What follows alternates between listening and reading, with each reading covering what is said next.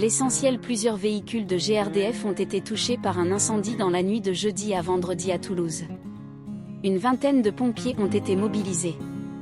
Une partie la flotte véhicule professionnelle GRDF a été incendiée à Toulouse dans la nuit jeudi à vendredi. 8 véhicules légers et 4 véhicules utilitaires ont été engloutis par les flammes. Les flammes ont commencé à se propager à un bâtiment adjacent avec de la fumée se développant à l'intérieur, sans causer de dégâts. La feuille noircie par les flammes suggère la violence du feu. Devant ce bâtiment industriel, 4 carcasses de camions de chantier sont noircies par les flammes. Le toit d'un des camions a tout simplement été éventré par l'explosion d'une bouteille de gaz présente dans le véhicule.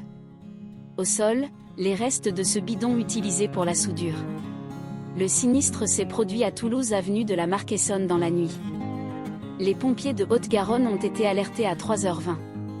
16 pompiers et 4 engins ont été mobilisés pour éteindre les flammes. 12 véhicules ont été incendiés. DDM, Nathalie Saint-Affre. Les sapeurs-pompiers de Haute-Garonne ont été alertés à 3h20 DDM, Nathalie Saint-Affre. Aucun impact sur le réseau. L'origine de l'incendie n'est pas connue pour le moment. La police s'est rendue sur les lieux dans la nuit. Des expertises et constatations ont été faites ce vendredi matin par les policiers cellule d'hommage aux biens de la Sûreté départementale Police nationale. Toutes les pistes sont actuellement à l'étude, mais l'hypothèse d'un geste intentionnel semble se dessiner. Il y aurait en effet non pas un mais plusieurs départs de feu. Les investigations techniques feront sans aucun doute la lumière sur ce qui s'est passé.